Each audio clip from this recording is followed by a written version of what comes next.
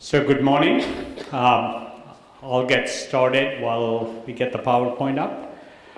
I mostly wanted to do a Q&A with you, but I'll have some introductory thoughts and examples. Two halves to the problem. One, how bad medical science is actually today. Most people are surprised.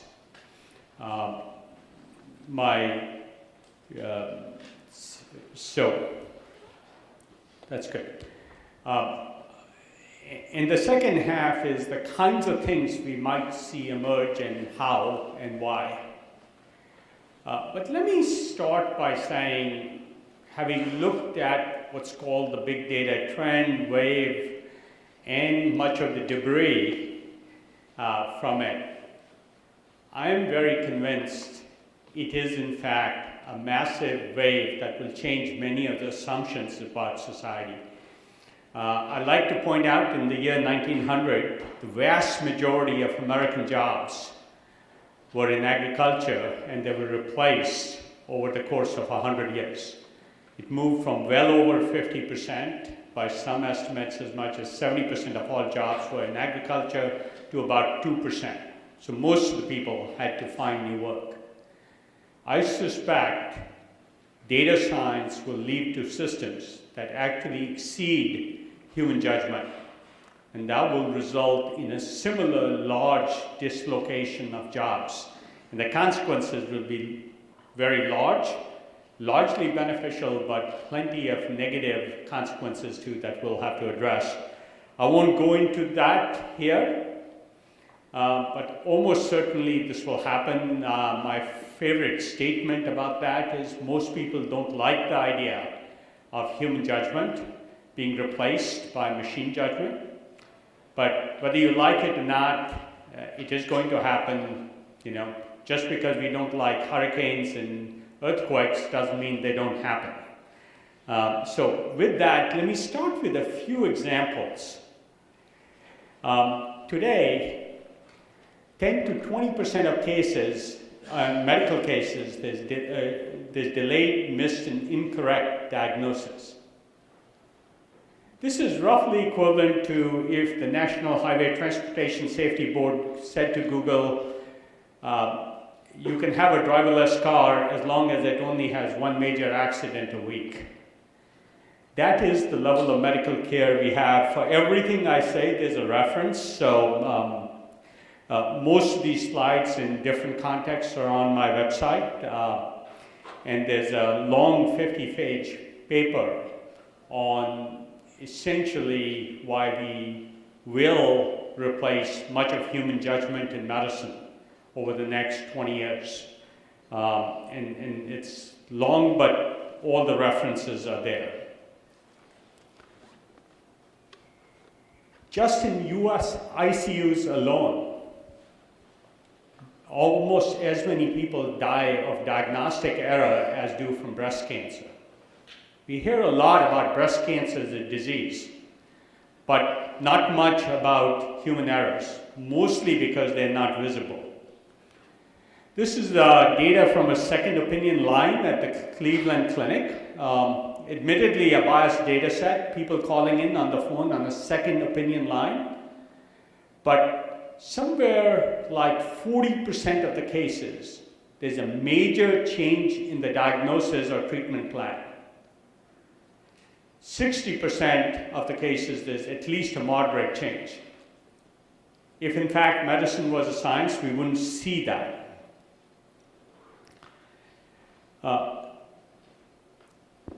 This is one of my favorite examples. This was done with 40 cardiologists asked to decide whether a patient should get cardiac surgery or not. They were given the same data. Half said yes and half said no. So whether you got cardiac surgery or not in today's medical system depended upon which doctor you asked. So it is very random, but if you think this is bad, it actually got worse. They took the same data, gave it to the same surgeons, 2 years later, and 40% changed their mind on whether they're prescribed surgery or not. So it really not only depends on whether you get an aggressive surgeon or a less aggressive surgeon, but also what mood they're in, what they had for breakfast that day. This was another case of 58 experts estimating the chance of outcome of an important procedure. This procedure, and I'm not allowed to say what it was actually banned, but this was the expert committee's estimates of consequences. What does this mean? This is expert opinion, which accounts for 40 to 50% of all medical care guidelines.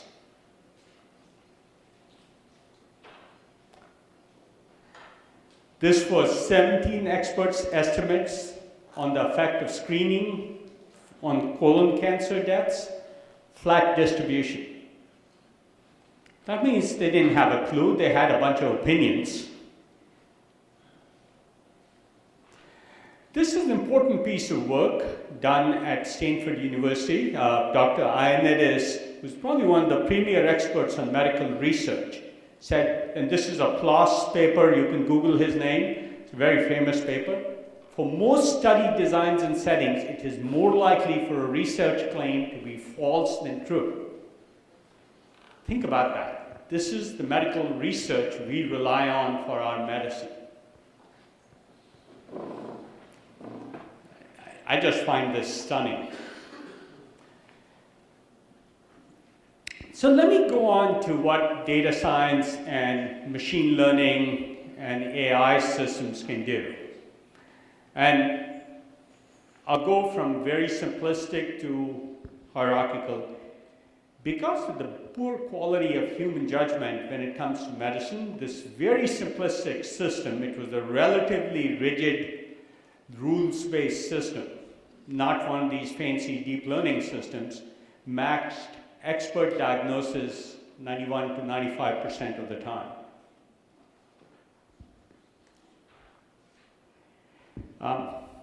The other field I love in medicine is psychiatry and mental illness. The Bible for that discipline is something called the Diagnostics and Services Manual. It's issued every 3 to 5 years. DSM-5 is the most recent one, was released last year.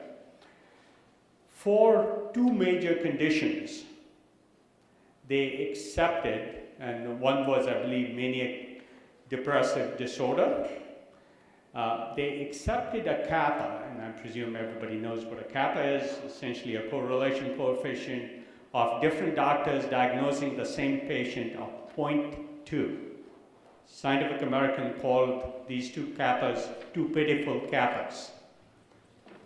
Now imagine a different world where instead of coming into your psychiatrist once a week or once a month, depending upon how often you can pay $300, and him trying to guess at what your mental illness is, you actually tracked what a person actually does. This particular company installs an app on your phone passively,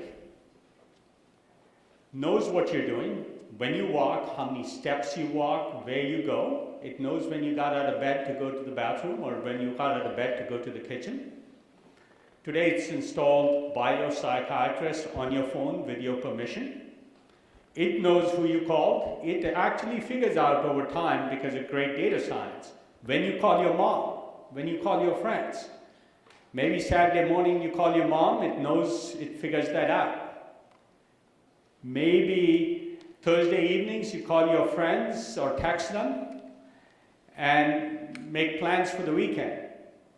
It collects thousands of data points a day, has millions of data points per patient, as opposed to that psychiatrist trying to talk to you for half an hour.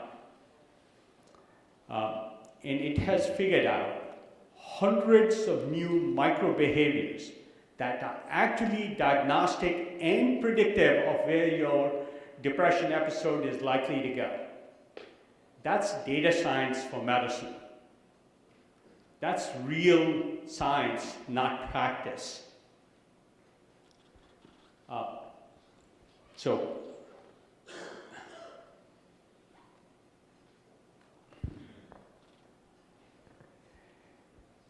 Here's another device. It just fits in your phone case. You can take your ECG last night, anytime you want, any place. In fact, last night my wife said, you know, I'm having spasms on my side. I think they're a muscle spasm, but, you know, maybe it's a heart condition that I didn't know about. So I pulled out this device, handed it to her. She held the iPhone case. Within 30 seconds, we had an ECG, and within 5 minutes, we had a diagnostic back from the cloud.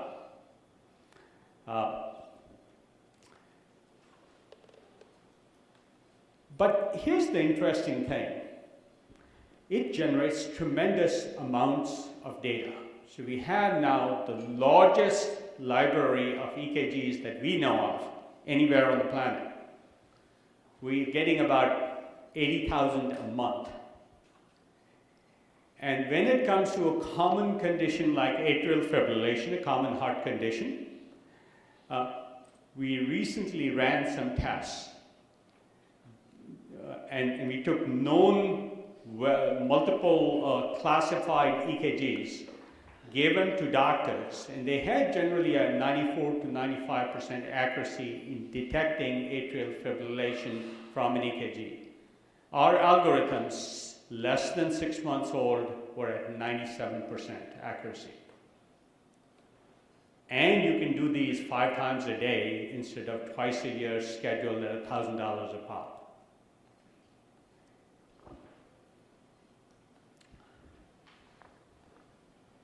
So, the same is true of clinical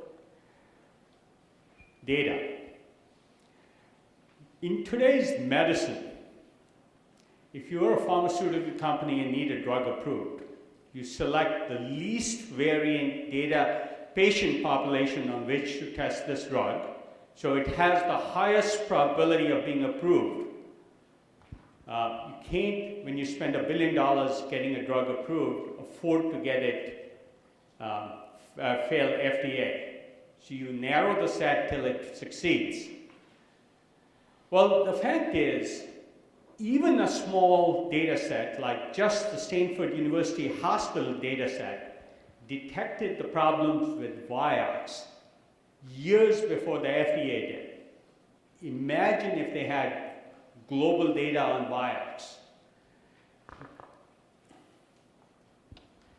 So this particular company is saying instead of running trials the way trials are run, they'll take practice of medicine, what doctors are actually doing with every drug, device, procedure, and there's only 15,000 of those, and run it historically, and any trial can be rerun in seconds if you have enough healthcare data.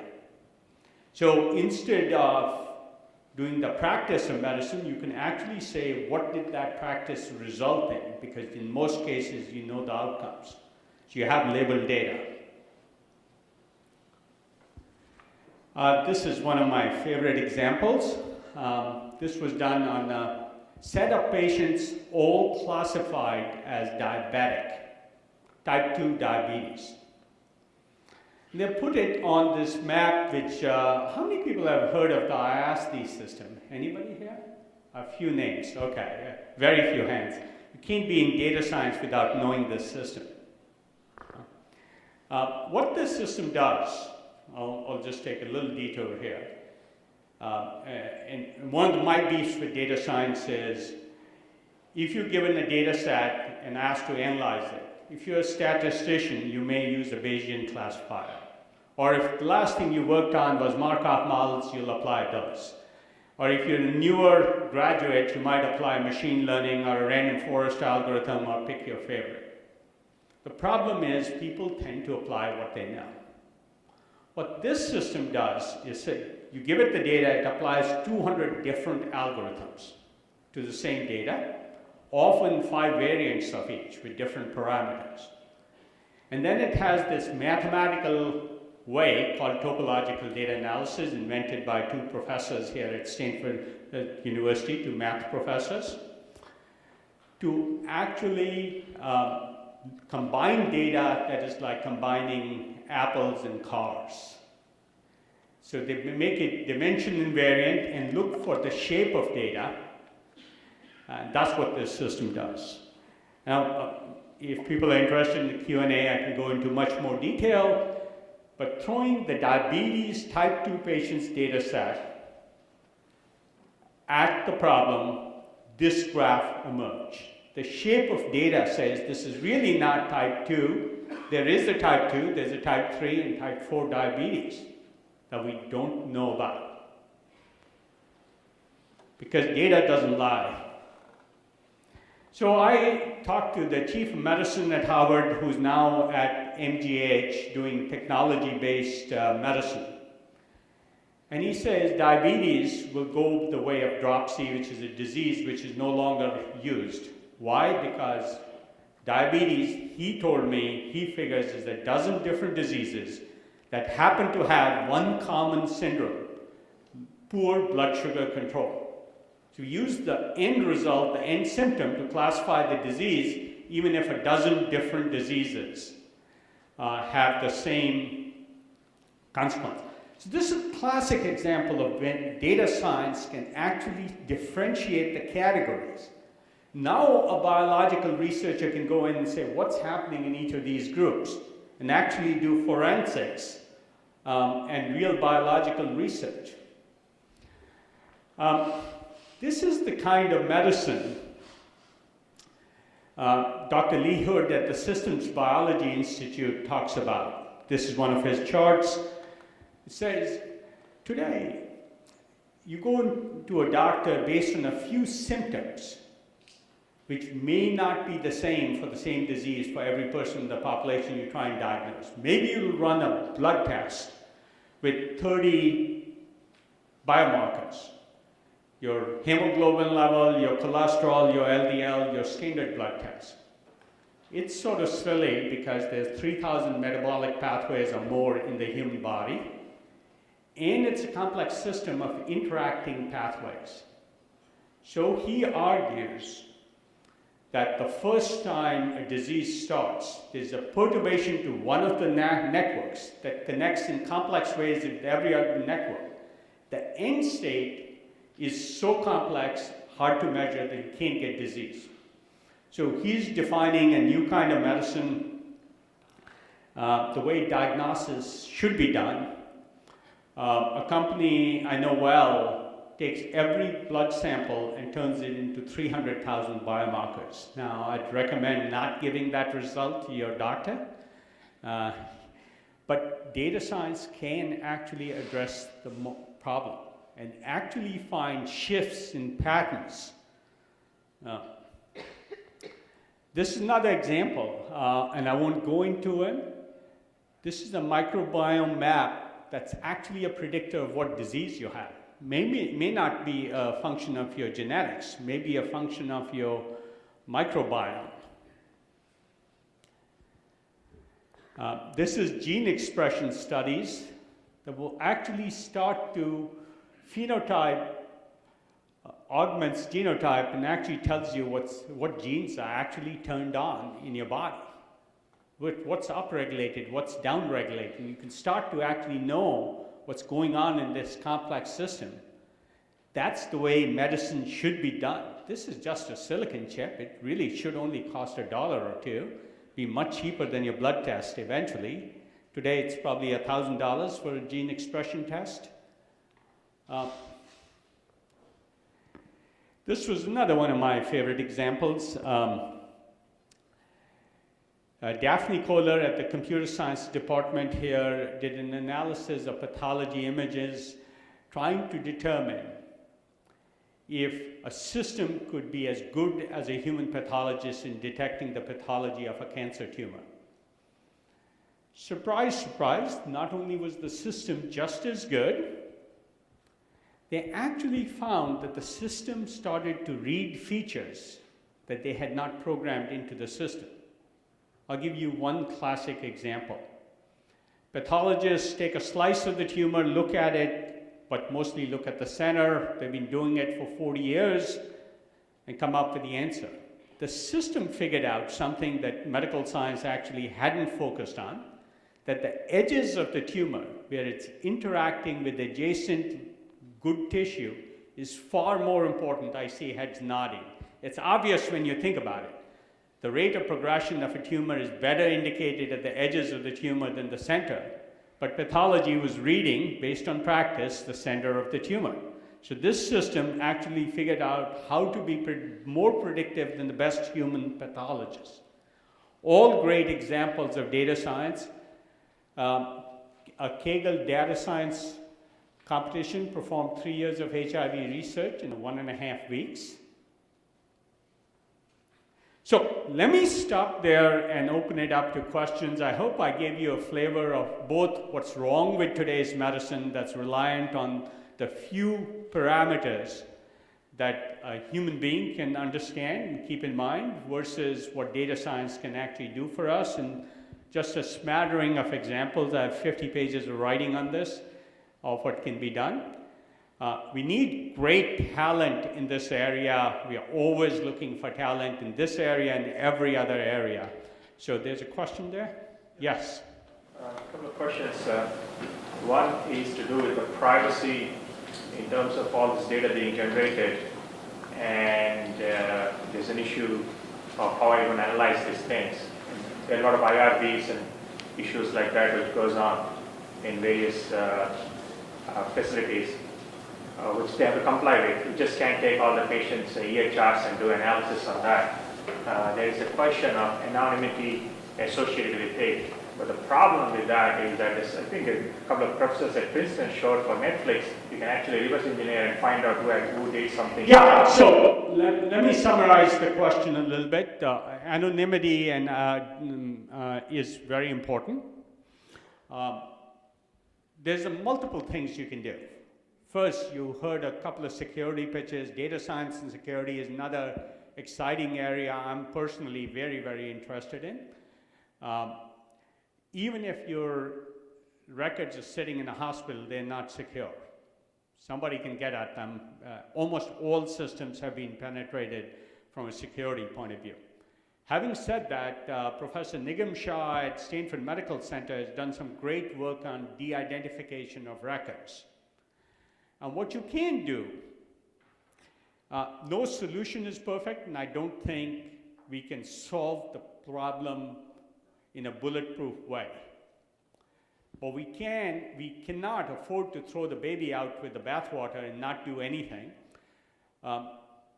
Nigam would say you can change the level of security you want. What's the probability of re-identification? Do you want 1 in 100,000, 1 in 100 million, 1 in a billion? You can arbitrarily define what you want the probability of re-identification is, and based on that, sub-select a set of the population that can't be. So, to give you an example, what he's talking about is if you have a couple of people who are 105 years old and have a particular disease, and that's in the patient record, it's probably pretty easy to take the Stanford Hospital population and narrow down to who that individual is. So it is a problem. We do have to solve it, but it can be solved in a practical way. Yes, there's a question there. You want to stand up and repeat say your question? So open source is one of the exciting things that's happening in enterprise data management. How do you get open source into EHRs, and how do you dislodge that data with something that's open source? Yeah, since this is a conference on data science, I'm not going to go into the politics of EHRs, but I do believe more and more of the data will get out of the EHRs, or what we consider EHRs today, and be extensions to that EHR, and sit where it's accessible. Today's EHRs are not good for medical decision making. I'll give you some other data points. If you gave genomic data, there's not an EHR system that can handle it because of the quantity of data. Right? So they will necessarily have to sit outside the current EHR system. The same would be protein expression of biomarker data. I wore a prototype watch recently and did second-by-second measurement of all my physiologic parameters. I generated roughly 10 million data points a day on me. And it started to show things that you couldn't tell otherwise. In fact, it automatically figured out when I had a cup of coffee because my physiologic response showed it. If I had a Sudafed, it showed up. You know, it could be used for drug compliance, a common large problem. So we will find solutions. They will be clumsy. They won't be ideal. There was a question back there. Yes? Could you speak up a bit? This is Akil from Bosch, and just to complement the question about anonymity, as you said, there is no bulletproof solution for reconstructing the data back, but one direction that could be useful is privacy enhancing technology, such as searchable encryption, homomorphic encryption, multi-party computation that allows you to run statistics on encrypted data without decrypting it. Of course, it would be more costly to deploy right away, but how do you see the future of these kinds of techniques to protect and process medical data? Again, I didn't follow all of your question. I couldn't hear very well. But let me suggest that there are multiple ways. I've even seen attempts to compute in the encrypted domain. That's a little far-fetched, but I've actually seen attempts to do that. So the anonymity question gets answered differently. But I actually believe there's a much simpler domain. Many people will be perfectly fine with contributing their data with informed consent. Not everybody, but enough people. In fact, there's an organization, I think it's called datadonors.org for medical data. And there's a fair amount of interest in growing number of people who are willing to contribute their data because the personal damage of it being exposed is bearable compared to the benefits it can provide for data science as a field. Why don't I go back there and then I'll come here. Yeah, my daughter just graduated from medical school. It sounds like the conversation, your presentation I had with her, you're exactly right. There are about 6 things wrong with healthcare, but just shows one. 30 years ago, I invested in the first genetic clinical partnership with Bob Swanson. It took 3 years, $55 million to get a new drug. Now it's 10 to 12 years and $1 billion. Most of that is paperwork and bureaucracy, and there are only 5 people in Congress that 454 who have a technical background. You see any of that changing? What you're saying is we can solve the problems we use intelligence and logic, but we need to do something with passion. Yeah, so you do have a good question. I actually addressed this question in my paper. By the way, it's at khoslaventures.com on our website. And the paper is called 20% Doctor Included. To be politically correct, I included 20% doctor judgment. I actually don't believe that number. I think it'll be lower, but I don't know how much lower. I don't think it'll be 0, but I don't know how much lower. And I gave a talk recently at the Stanford Medical School, and I said if they really wanted to be great doctors in 15 years, I'd recommend they go to the math department instead of the medical school. A little bit facetious to be sure, but more true than not. I'll give you an example along the times. Biological research is very, very important. And the diabetes example I gave you, once we know we have clusters of disease, you then need causality, and causality data science will not give you. You need serious scientific research. So I actually believe the number of research topics in biological sciences will go up, dramatically once we start applying data to saying what's happening. We'll have to answer the question why, and that only biological research will do. But one of my favorite examples is the FDA just approved, since you were talking about $1 billion pharmaceutical project, approved the first piece of software, a mobile application as a pharmaceutical. That means for diabetes, there's a standard drug called metformin that reduces blood sugar. What this mobile app found, based on plenty of analysis and data, that if they modify the behavior of a person, because the average person opens their mobile phone 192 times a day, that is the numbers, that they could modify the behavior enough based on prompts and interaction to reduce blood sugar by the same amount that metformin did. So they approved it as a pharmaceutical, a mobile app as a pharmaceutical. Think about it. Now, they put some silly constraints on it, so you have to get a refill of your mobile app every 3 months. Honest to God, those are the FDA conditions. Anyway, I'll go on to the next question. And please tell me when I should stop. Okay. Yes.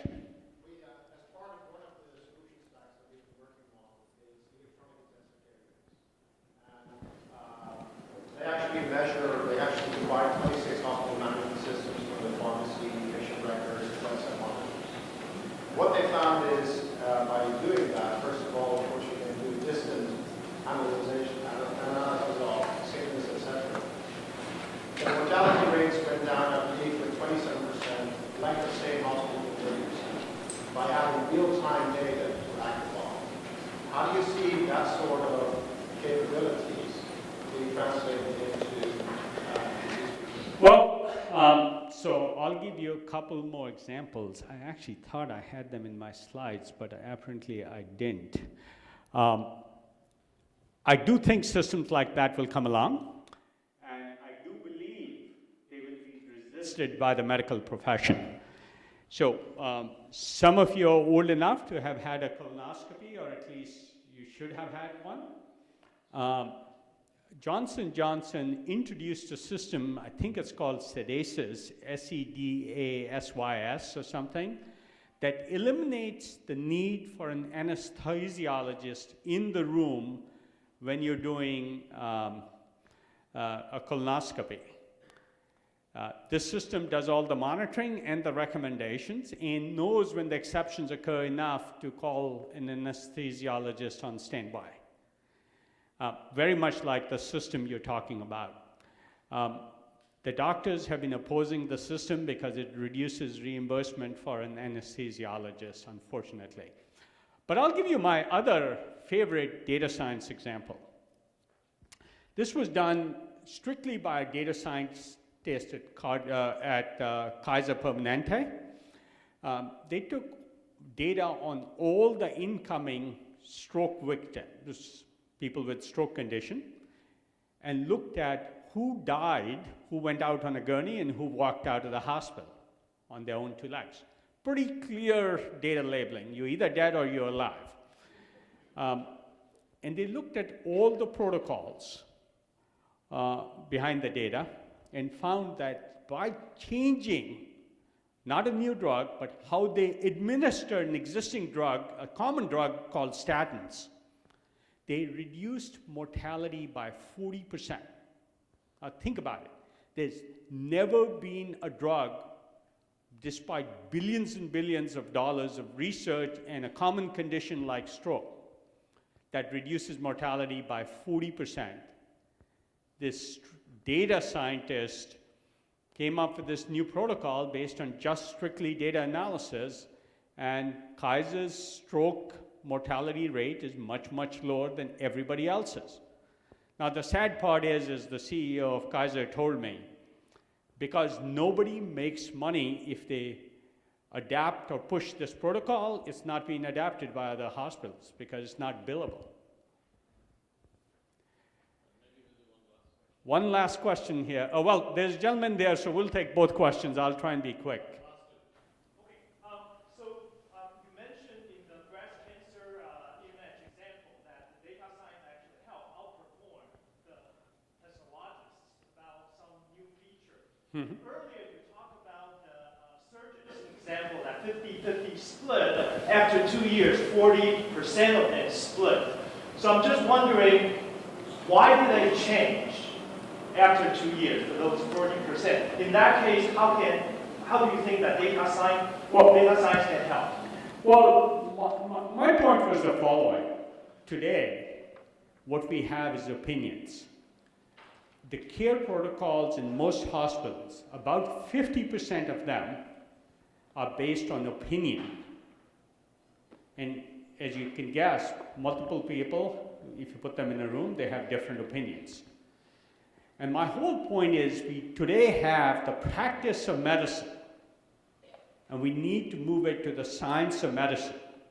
And the science of medicine would say things are quantifiable, that they're predictive and they're consistent. And whether you get care from one surgeon or another, or one part of the world or another, you should get the same care because there's one optimal care path. So care path optimization in hospitals is another data science problem that's easily addressable. Yes, last question. So if you have 300,000 biomarkers and 200 models, do you risk overfitting the data and chasing a lot of subclinical normal variation or noise? Yes, absolutely. Anytime so for those of you who are not familiar with the problem, if you take a small data set of, say, 15 or 20 or 50 patients and study 100,000 biomarkers on them, there will be, and just did a random distribution, some things will show up even at 3 sigma. So you can easily overfit data. But there's good statistical techniques to avoid those problems, and I think we just have to be careful. I would say data science is not enough. We will need common sense applied to data science.